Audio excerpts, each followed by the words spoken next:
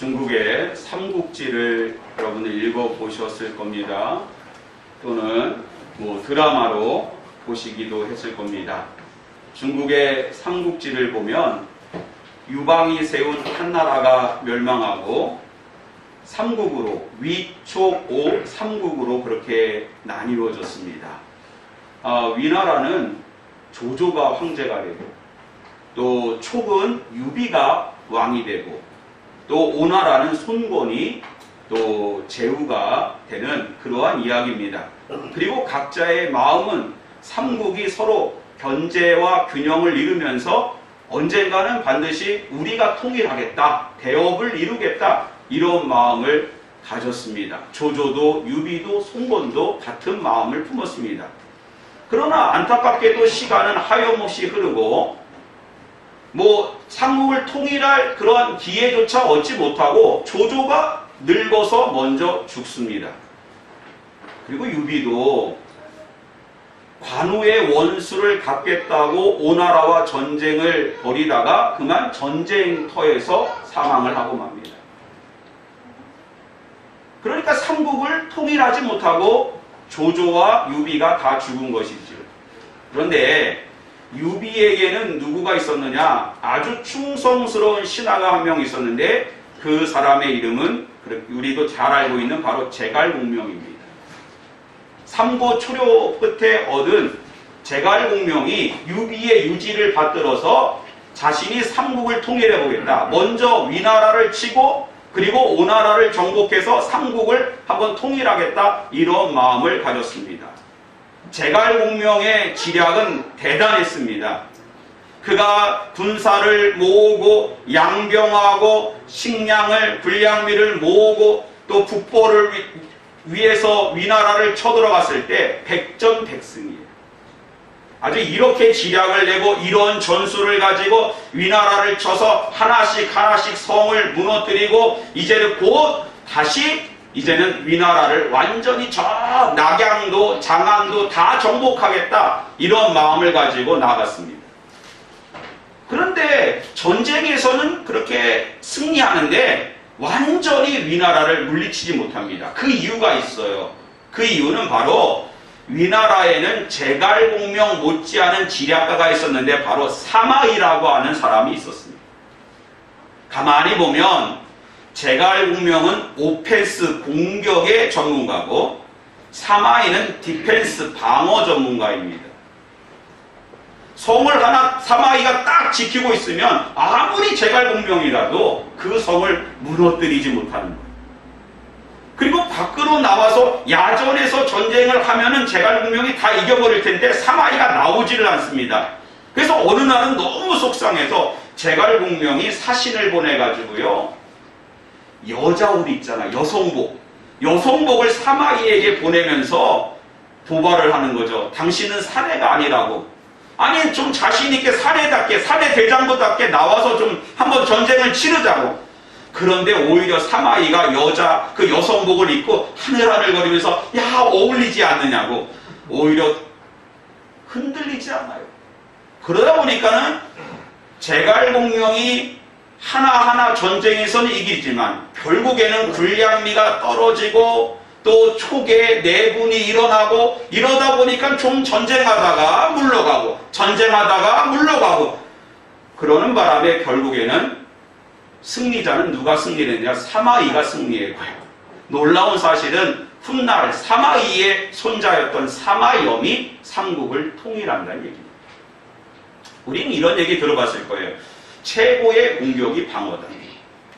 그러나 오늘 이러한 얘기를 통해서 우리가 생각해 볼 수 있는 것은 최고의 방어가 승리를 이끌어간다. 이런 생각을 하게 되는 것입니다. 믿음의 차원도 오펜스적인 부분이 있고 디펜스적인 부분이 있다고 생각이 됩니다. 솔로몬에게 있어서 오펜스적인 그러한 입장은요, 언제였을까요? 어떤 부분이었을까요? 솔로몬이 천신만고 끝에 이제는 왕위에 올랐고 너무너무 하나님 앞에 감사해서 기브온 산당으로 올라가가지고 1,000마리의 소를 잡아서 하나님 앞에 그렇게 제사를 번제와 화목제를 드리고 하나님 꿈에 나타나서 솔로몬에게 무엇을 해줄까라고 했을 때 솔로몬이 듣는 마음, 지혜로운 마음, 재판할 수 있는 마음, 하나님이 나의 왕이시고 재판관이십니다 라는 그런 것을 구할 때 하나님이 얼마나 솔로몬을 축복하셨어요. 그리고 솔로몬이 하나님께서 그의 마음의 뜻을 이루기 위하여 성전을 건축하는데 7년, 왕궁을 다시 세우는데 13년, 20년 동안 하나님 주신 뜻과 비전 가운데 거했을 때 솔로몬의 신앙과 그의 삶이 얼마나 하나님 주신 복으로 넘쳤는가 말입니다. 이런 오펜스적인 부분에 있어서 솔로몬은 하나님 앞에 감사할 일만 넘쳤습니다. 하나님께서 그의 지혜를 얼마나 높이셨는지 스바 여왕이 아프리카에 사는 오늘날의 에티오피아에 있는 스바 여왕이 솔로몬의 지혜에 대한 소문을 듣고 그것이 정말 사실인가 해서 한번 와본 거예요. 그랬더니 소문보다 더하더라. 그리고 당신의 신하들과 이스라엘 사람들은 복이 있도다. 왜냐하면 솔로몬의 지혜를 직관할 수 있기 때문에 얼마나 복을 받았습니까? 라고 칭찬하고 돌아갑니다. 솔로몬 당시에 어떤 일이 있었느냐? 은을 길에 있는 돌처럼 흔하게 여겼다.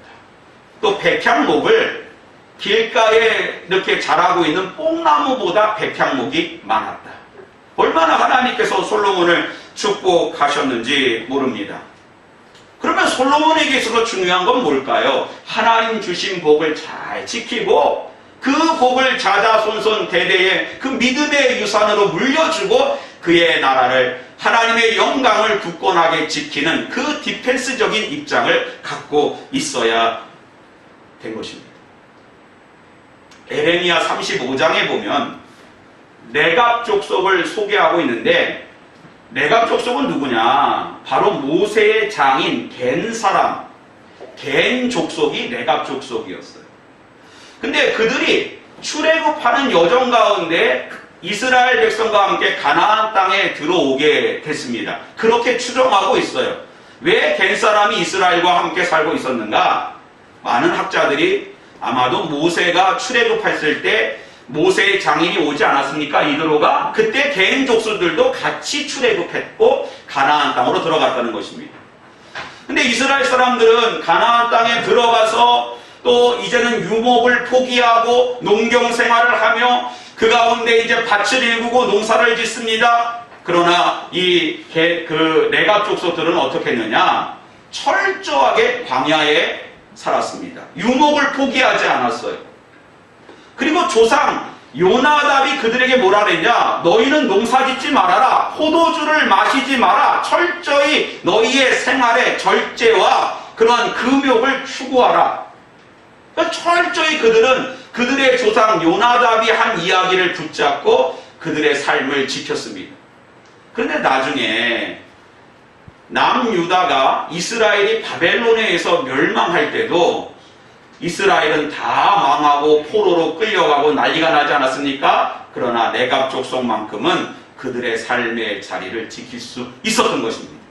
오늘은 우리가 믿음에 있어서 오펜스적인 부분이 필요할 것입니다. 하나님께 나아가 기도하고 구하고 열심히 주님의 나라를 위하여 헌신할 때도 있을 것입니다. 그리고 더 중요한 것은 하나님께서 우리에게 주신 믿음을 잘 지키고 그 믿음을 물려줄 수 있는 디펜스의 자리도 우리가 꼭 기억해야 될 줄 믿습니다. 솔로몬은 전무후무한 그러한 하나님께 복을 받은 사람입니다. 그러나 그가 말년에 그의 삶의 마지막 부분에 믿음을 디펜스하지 못하고 그 하나님께서 주신 모든 복을 다 놓쳐버리고 그의 인생이 허무함 가운데 추락하는 그러한 모습을 보게 됩니다. 그럼 왜 솔로몬이 디펜스를 못했을까요? 그 이유가 뭘까요? 먼저 1절 말씀 같이 한번 읽어봅니다. 시작.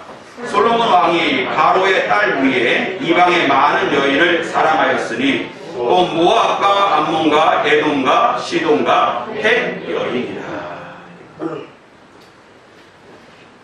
바로 누구를 사랑했다? 이방 여인들을 솔로몬이 말년에 마지막 때에 사랑했다는 것입니다.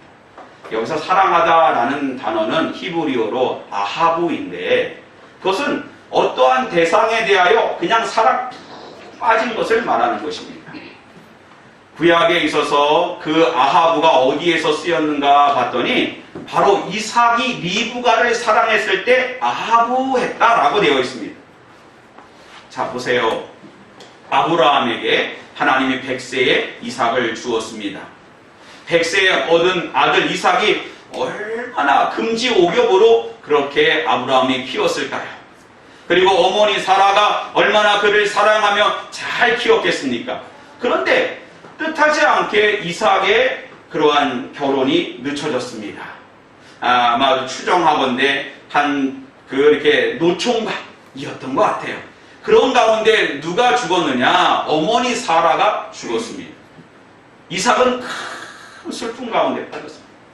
그제서야 아브라함이 그의 종을 보내서 바단 아람에서 리브가를 데려다가 바로 이삭과 짝을 맺어준 것입니다.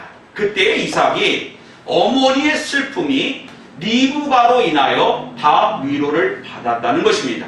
얼마나 아내를 사랑했는지, 아하부했는지, 그것을 통해서 하나님께서 그 가문을 사랑했는지, 축복했는지 알 수가 있는 것입니다. 신명기 10장 12절에 보면 이스라엘아, 하나님께서 내게 요구하는 것이 무엇인가? 여호와를 경외하며 그의 모든 도를 행하고 그를 사랑하여 라고 말하고 있습니다.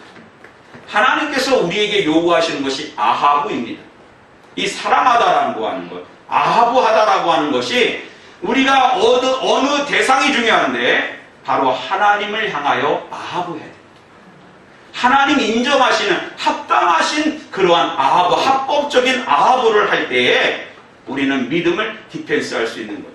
하나님 아닌 다른 세상적인 거, 물질적인 거, 그 아하부가 우상을 향하여 또한 불법적인 그러한 것을 방향을 향하여 흘러갈 때 그것이 죄가 되고 결국은 믿음의 디펜스를 할 수가 없게 되는 것입니다. 자, 보세요. 지금 솔로몬이 뭐라고 되어 있습니까? 바로 이제는 첩이 몇 명이라고 해요? 빈이 700이고 후궁이 700이고 첩이 300이라. 아내가 몇 명이었다는 거예요? 1000명이면 1000명. 여러분, 이거를 사랑이라고 말할 수 있습니까? 아하부라고 말할 수 있어요? 사랑이 아니에요. 완전히 성적인 욕망과 쾌락에 사로잡힌 것입니다. 아내를 향해야 되는 아하부가 다른 곳을 향한다면 문제가 되는 겁니다. 남편을 향한 아하부가 다른 남자를 향한다면 문제가 되는 것입니다. 하나님은 우리에게 아하부, 하나님을 사랑하고 하나님 인정하시는 그러한 합법적인 아합을 통해서 우리가 나아갈 때 하나님이 우리의 믿음을 지켜주실 줄 믿습니다. 이 아합의 방향이 잘못되면 삶의 목적과 방향과 비전이 틀어지는 거예요. 어떻게 살아야 되는 것이 모릅니다. 여러분 보세요. 우리가 하나님을 사랑하고 하나님을 향하고 하나님께 주신 합법적인 아합으로 나갈 때 그의 삶은 제대로 가게 되는 것입니다. 그러나 우리의 삶의 방향이 돈이나 우상이나 다른 불법적인 것으로 향하게 된다면 그의 삶이 제대로 되겠습니까? 예를 들어서 제가요 바람을 핀다고 해보세요. 목회가 제대로 되겠습니까? 석훈아, 그렇게 될까 안 될까? 안 되겠지. 네. 삶의 방향을 잃어버리게 됩니다. 석훈이가 말씀을 잘 들어요. 그러다 보니까 예루살렘 하나님을 찬양해야 되는 그곳에, 예루살렘 성전에 예배가 충만해야 되는 그곳에 우상 밀곰과 몰렉은 모압과 암몬의 우상인데 청동으로 만들어졌어요. 그러니까 어떻게 제사를 드렸느냐? 청동을 불로 달구는 거예요. 그리고 신생아를 거기다가 바치는 거예요. 이러한 것을 하나님 용서할 수 있겠습니까? 하나님의 백성이 이런 짓을 예루살렘에서 하고 있었으니 하나님이 그것을 눈뜨고 보셨겠습니까? 솔로몬의 나라가 길지 못했던 것입니다. 우리는 철저히 하나님을 향한 아부의 방향이 맞아야 될 줄 믿습니다. 그래야 삶의 방향도 올곧게 가고 하나님 주신 복이 넘치게 될 줄 믿습니다. 네. 두 번째는요, 동요가 두 번째 6절 우리 같이 읽자. 괜찮습니다. 자, 같이 읽겠습니다. 시작. 솔로몬이 여호와의 눈앞에서 악을 행하여 그의 아버지 다윗이 여호와를 온전히 따른같이 따르지 아니하고 라고 했습니다. 자, 솔로몬의 강점은 뭘까요? 한번 생각해 보세요. 솔로몬이 가지고 있었던 최고의 무기가 뭡니까? 지혜예요. 지혜. 솔로몬이 지혜롭기 때문에 대적들이 침공하지 못한 거예요. 여러분, 우리나라가요, 정말 무서운 무기는 하나님을 믿는 신앙과 우리나라가 이런 지적인 부분에 있어서 선진국이 되는 것이 최고의 무기인 거예요. 다른 대적들이 그렇기 때문에 이스라엘을 두려워했던 것입니다. 그런데 지금 솔로몬은요, 지혜를 잃어버렸어요. 하나님을 향한 듣는 마음을 잃어버렸습니다. 이방 여인들에게 마음을 다 빼앗겨 버렸어요. 이방 여인들이 하나님을 향한 그러한 마음을 돌이켜서 우상을 향하게 했습니다. 현실적으로 믿음 좋은 남편이 우상 숭배가 가득한 아내를 얻었을 때 나중에 보면은요, 절에 가서 앉아 있어요. 점을 보고 있어요. 얼마나 우리가 하나님을 향하여 듣는 마음, 하나님을 구하는 마음, 하나님을 갈망하는 마음이 얼마나 중요한지 모릅니다. 지금 솔로몬은 하나님께서 큰 축복을 해주셨어요. 부족할 것이 없어요. 마음에 원하는 게 없습니다. 먹고 싶으면 먹고, 자고 싶으면 자고, 갖고 싶으면 다 가질 수 있어요. 그런데 무엇을 잃어버렸을까요? 가난한 마음을. 심령이 가난한 자는 복이 있나니 천국이 저희 것이며, 심령의 가난함을 잃어버렸어요. 듣는 마음을 잃어버렸습니다. 그러므로 하나님께 버림받은 것입니다. 자, 보세요. 솔로몬이 이렇게 타락하고 믿음을 디펜스하지 못했을 때 이제는 대적들이 일어나기 시작합니다. 여로보암이 대적이 됩니다. 하닷이 대적이 됩니다. 아람 왕이 대적이 됩니다. 하나님께 듣는 마음을 구하고 하나님 주신 지혜가 충만했을 때 얼마든지 사전에 다 막을 수 있었던 일입니다. 한번 예를 들어보세요. 여로보암을 볼까요? 여로보암은 어느 지파 사람입니까? 에브라임 지파예요. 요셉 지파입니다. 근데 그 여로보암과 에브라임 지파에게 어떤 일을 시켰어요? 성경을 읽어보세요. 밀로를 건축하는, 유다의 다윗성을 건축하고 수축하는 일에 에브라임 지파 사람들을 데려다가 그렇게 노역을 삼은 것입니다. 자, 보세요. 이스라엘은 남유다와 북이스라엘이 있습니다. 남유다의 중심 지파는 유다 지파고요. 북이스라엘의 중심 지파는 에브라임입니다. 성경을 읽어보면 알 수 있어요. 근데 에브라임 지파 사람들을 데려다가 유다 지파를 복원하는 일을 갖다가 시켰다. 어떤 마음이 들었을까요? 상당히 자존심 상하는 거예요. 비록 유다 지파에서 왕이 나왔지만 에브라임 지파 사람들에게는 자존심이 있었던 거예요. 그 자존심을 무너뜨렸기 때문에 결국에는 여로보암과 에브라임이 솔로몬을 대적하게 된 것입니다.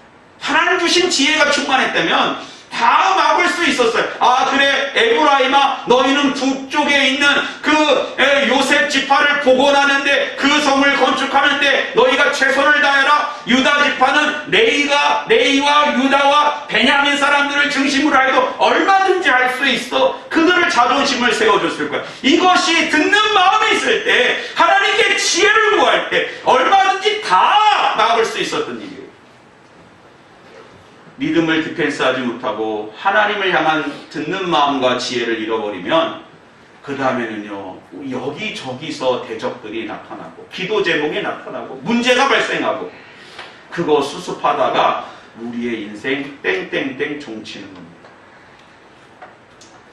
이 시간 우리는 철저히 하나님 주신 복을 헤아리고 하나님을 갈망하시기 바랍니다. 다른 것이 부족하다고 그러는 것이 아니라 마음의 중심을 잡고 하나님을 갈망하는, 하나님을 간구하는 저와 여러분 되시기를 주님의 이름으로 축원드립니다. 마지막으로요, 9절 10절 같이 한번 읽어봅니다. 시작. 솔로몬이 마음을 돌려 이스라엘의 하나님 여호와를 떠남으로 여호와께서 그에게 진노하시니라. 여호와께서 일찍이 2번이나 그에게 나타나시고 이 일에 대하여 명령하사 다른 신을 따르지 말라 하였으나 그가 여호와의 명령을 지키지 않았으므로. 하나님께서 솔로몬에게 복을 주실 때는 언제입니까? 하나님이 솔로몬에게 언제 나타나셨습니까? 하나님과 솔로몬의 이러한 영적인 교통이 언제 충만했습니까? 1000번째를 드립니다. 그리고 하나님께서 그의 마음에 주신 소원과 비전과 하나님 나라를 향하여 열심히 성전을 건축하였다. 사랑하는 성도 여러분, 우리가 타락하지 않고 믿음을 잘 지키려면 항상 여러분들은 성전 건축 중에 있기를 주님의 이름으로 기원합니다. 목사님, 무슨 성전 건축입니까? 예수 그리스도, 모퉁이 돌 되시는 예수 그리스도를 중심으로 지어지는 하나님 나라의 성전을 매일 건축하시고 그 사명을 감당하시고 하나님 나라를 위하여 헌신할 때 우리는 타락할 수가 없는 것입니다. 할렐루야. 네. 내가 스스로 만족하고 나는 됐다, 나는 이 정도만 하면 됐다. 우리는요, 하나님 부르시는 그날까지도 성전 건축과 하나님 기뻐하신 일에 최선을 다하며 표대를 향하여 달려가는 인생 되어야 할 줄 믿습니다. 네. 부르는 돈은 이끼가 끼지 않는다고 하잖아요. 왜 우리가 멈추냐고요? 왜 현역에서 내가 물러나냐고요? 돌아갈 때까지, 하나님 부르실 때까지 열심히 주님의 몸된 성전을 세워나가 건축할 때 우리는 타락할 수가 없는 것입니다. 미국의 시카고에 어마어마한 그러한 땅을 가지고 있는 부자가 있었는데 그 부자가 갑자기 죽음으로 인해서 20살의 청년 그 윌리엄 보덴이라고 하는 사람이 아버지의 유산을 받게 됩니다. 백만장자, 하루아침에 백만장자가 된 거예요. 그리고 이 친구가 머리도 똑똑해서 고등학교를 졸업하고 예일 대학에 합격을 합니다. 미국에서 가장 좋은 학교, 예일대 아닙니까? 하버드 아닙니까? 그 학교에 입학해놓고 내가 이렇게 돈이 많으니까 잠깐 그 휴가를 내가지고 세계를 여행하겠다. 돈도 많으니까요. 그래서 먼저 유럽을 여행합니다. 또 아프리카와 중동과 아시아를 여행하면서 돈 쓰는 맛이 좋다. 나 이제 너무너무 좋다. 이런 마음이 아니라 유럽을 여행할 땐 몰랐는데 아프리카를 지나 중동을 지나 아시아를 가면서 너무너무 가난하고 헐벗고 무엇보다도 우상 가득해서, 여러분 인도 한번 보세요. 얼마나 우상이 가득해요. 네? 중국을 보세요. 얼마나 우상 가득합니까? 우리나라도 예전에 그렇지 않았습니까? 그러니까 이 친구가 내가 이렇게 살면 안 되겠다. 저들이 예수 믿지 않고 저렇게 우상 충만한 가운데 죽어가는 모습을 내가 이렇게 지켜볼 수 없다. 그래가지고 예일대에 가는 것을 포기하고 프린스턴 가서 신학교를 입학하고 특별히 중국에 있는 이슬람, 중국에도요 이슬람족이 신장 위구르 이슬람족이 있습니다. 그들을 내가 복음화시키고 중국이 믿음으로 세워지면 이제 또 중동과 이러한 유럽이 다시 하나님께 제대로 돌아올 수 있다, 이런 마음을 가진 것 같아요. 그래서 성경에는 뒤에다가 크게 No reserve, 지체할 수 없다 라고 해서 그렇게 열심히 복음으로 하나님의 사명을 감당하기 위해서 나아갑니다. 그리고 이슬람을 공부하기 위해서 이집트에 가가지고 카이로에 가가지고 이슬람에 대한 공부를 마치고 내가 가야겠다라고 생각했습니다. 그래서 거기에는 또 성경에다 또 뭐라고 쓰냐면 No retreat, 후퇴는 없다, 앞으로 나아간다, 이렇게 쓰고 이집트로 갑니다. 근데 불과 그곳에 가서 얼마 지나지 않았고 물을 잘못 먹어가 뇌수막염에 걸려서 그만 생을 마치게 됩니다. 마지막 순간에 그가 쓴 말은 No regret, 후회함은 없다. 여러분, 윌리엄 보델의 인생이 불쌍해 보입니까? 그 수많은 돈도 못 쓰고 죽은 것이 안타깝습니까? 아닙니다. 하나님 나라에서 보면은 그는 계속 공사 중이었습니다. 계속 성전을 건축하다가 하나님의 부름을 받은 것입니다. 그 돈 못 쓰고 죽은 것이 안타까운 것이 아니라 그가 제대로 하나님을 향하여 나아갔다는 것이 귀한 것입니다. 오늘 우리는 오펜스도 중요하지만 하나님께서 주신 우리의 믿음의 자리를 잘 지키며 꿋꿋하게 그때를 향하여 날 달려갈 수 있는 우리 모두가 되시기를 주님의 이름으로 축원드립니다. 기도하겠습니다.